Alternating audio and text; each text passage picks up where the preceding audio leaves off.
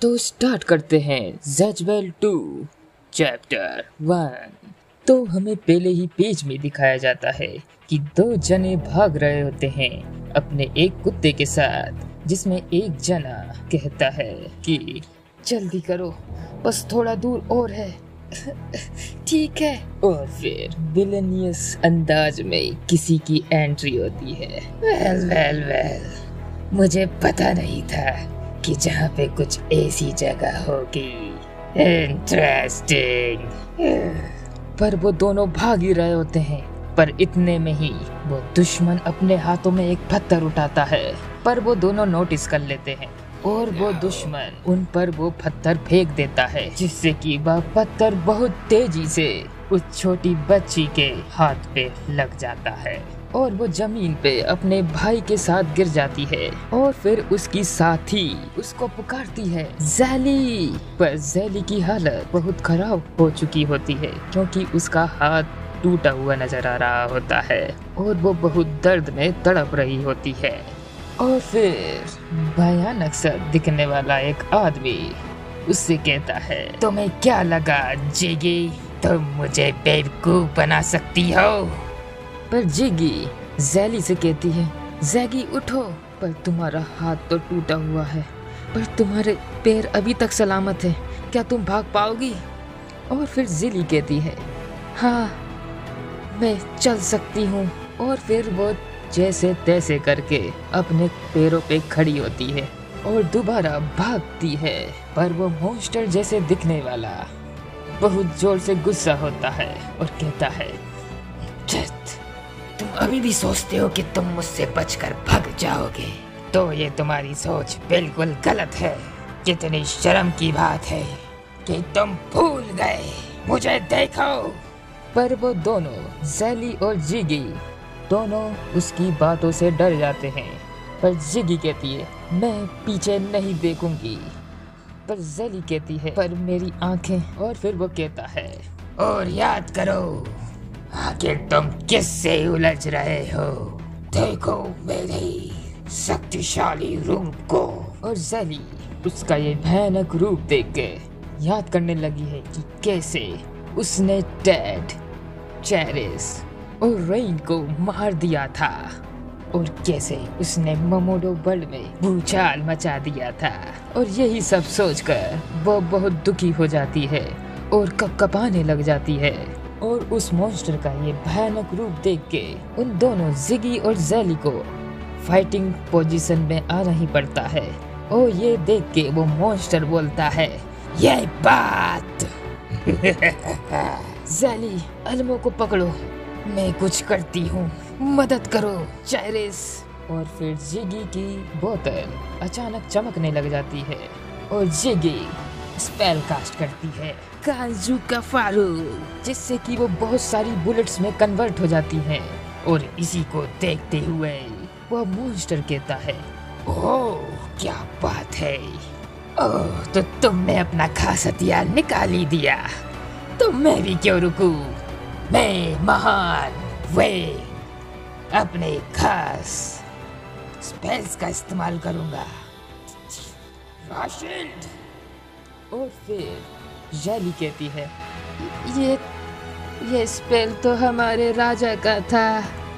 और चेरिस का स्पेल जो कि जिगी ने कास्ट किया होता है, वो ज़ैच की सीट राशिद से हार जाता है और वो स्पेल पलट के वापस उनके पास ही चले जाता है, जिससे कि जिगी ज़ैली को उठाकर उसको बचाने की कोशिश करते हैं, क्योंकि वो ही लास्ट होप है इस मोमोडो वर्ल्ड के लिए। और राशिद और चेरिस के स्पेल कांजू कफारू के कंबाइंड स्पेल से उनकी हालत दयनीय हो जाती है। और यही हालत देख के वेंग उन पे हंसता है। बस तुम इतना ही कर सकते हो? How boring. जो तुम्हारे पास जो लास्ट स्पेल था वो भी अब पूरी तरीके से गायब हो चुका है। अब तुम क्या करोगे?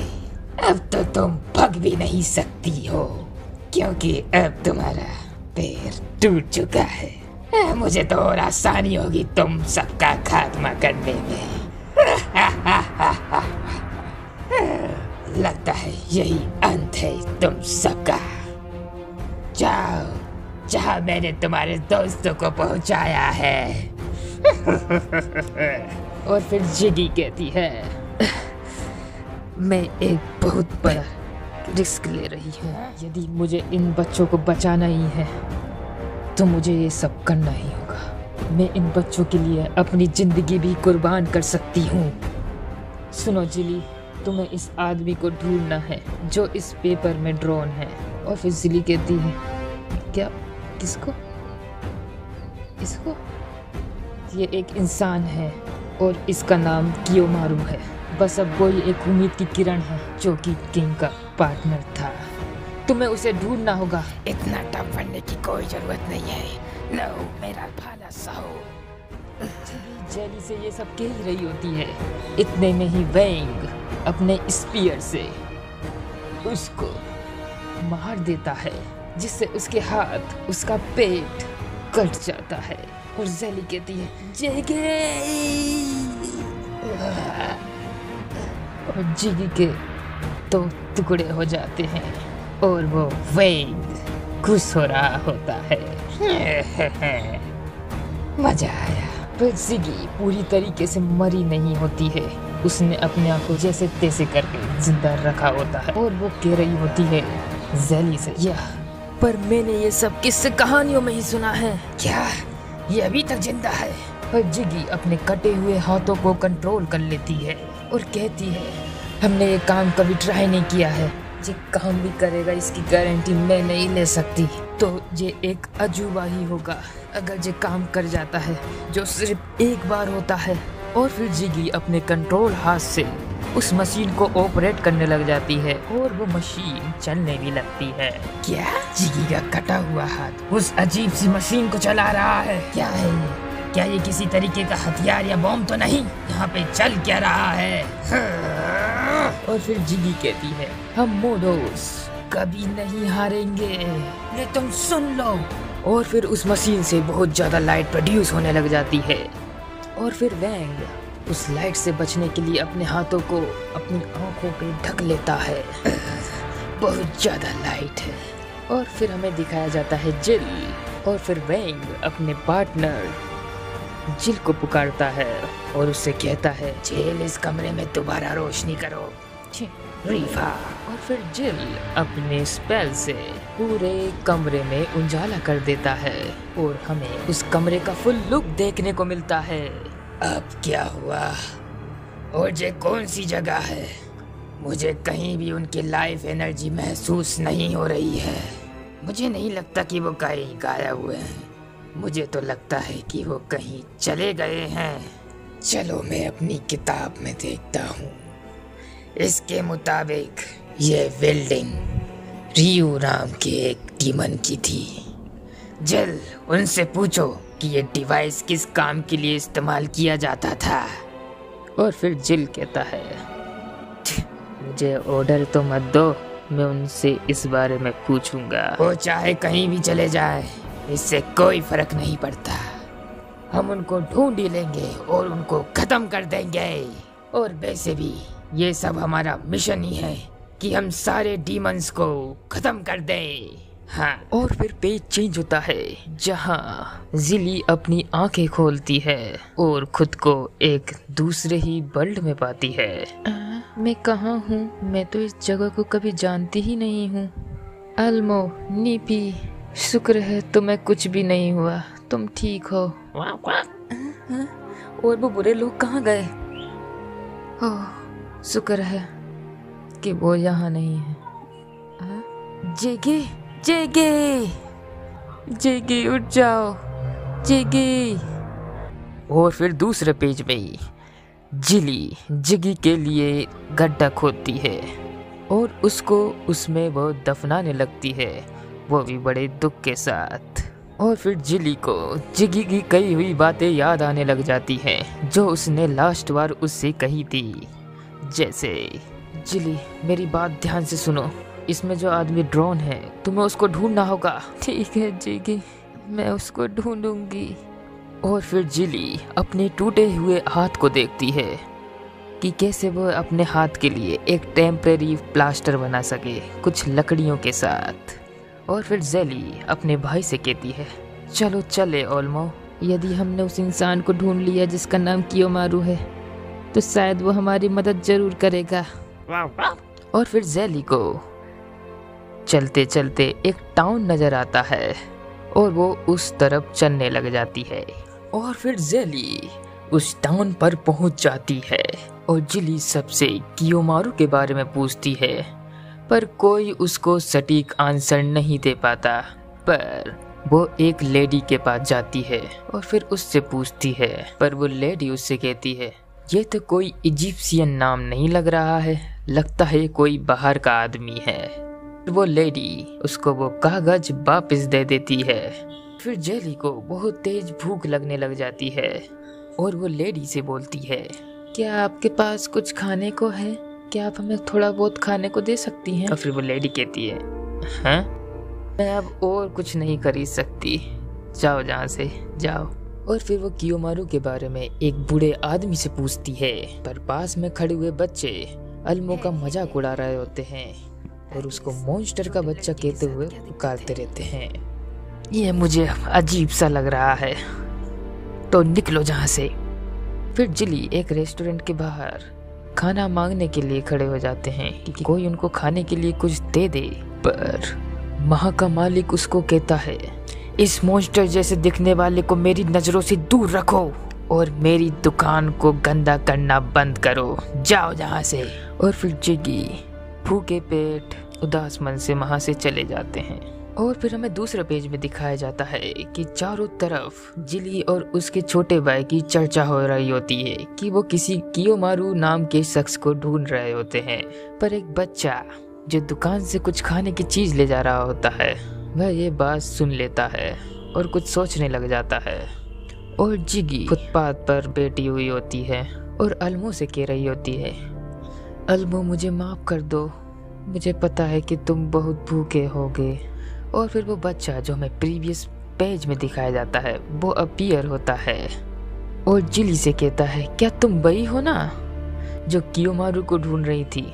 और फिर जिली शॉक हो जाती है और उससे कहती, क्या तुम कियोमारू को जानते हो? और फिर जिली अपना कागज खोल के उस लड़के को दिखाती है और फिर वो लड़का भी कह देता है, हाँ मैं इसको जानता हूँ, मेरा पीछा करो। और इससे जिली बहुत खुश हो जाती है और उसका पीछा करने लग जाती है।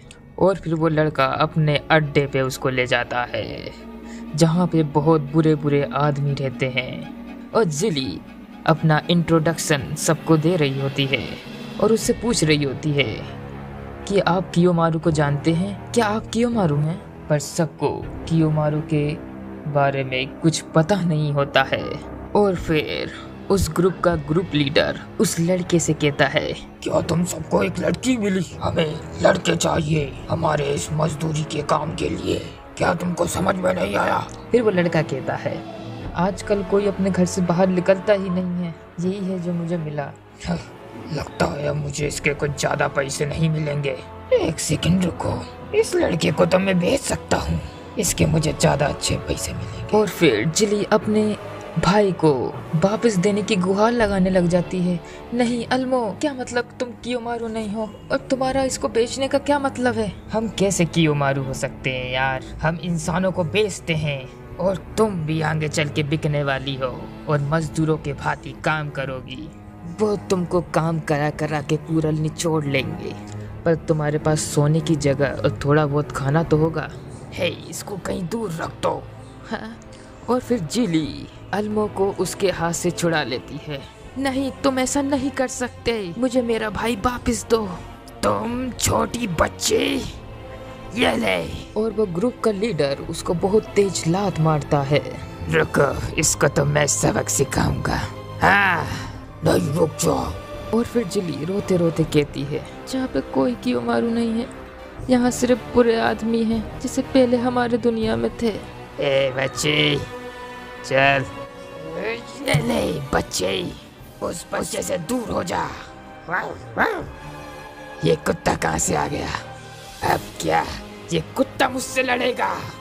और फिर एंट्री होती है वेंग की और वो किसी से कह रहा होता है, मैं तुम्हारा शुक्रिया अदा करता हूँ, तुमने मुझे बिल्कुल सही जगह पहुँचाया है। तो कैसे हो मेरे दोस्त? हमारे पीछे कोई है क्या? ये क्या है? हेलो, आखिर तू है कौन और तू यहाँ कैसे आ गया मॉन्स्टर? ये ले। क्या क्या जो टेढ़ा हो गया? ये ले। और फिर जिली का डॉग उस पे हमला कर देता है। ओ, तो ये कुत्ता भी यहाँ पर है। ये ले। और वो सारे ग्रुप के आदमी वेंग पर गोलियां चलाने लग जाते हैं, पर उन गोलियों का कुछ ज्यादा फर्क पड़ता नहीं है और वेंग उनको डरा के भगा देता है। पर जिली वेंग पे एक पत्थर मारती है। ये लो। और फिर वेंग लात मार के उससे कहता है, क्या हुआ?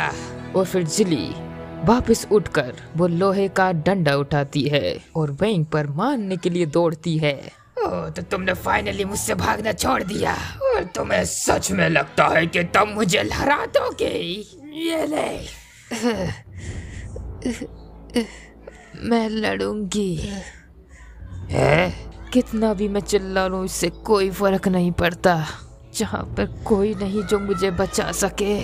डैड, चेरिस, रेन और चिकी और खासकर राजा भी मर चुके हैं। मैं इस दुनिया में कियोमारू की तलाश में आई थी, पर जहाँ पर कोई कियोमारू है ही नहीं, जहाँ पे सिर्फ बुरे लोग हैं जो किसी की मदद नहीं करते, और मैं ही हूँ जो अल्मो को बचा सकती है।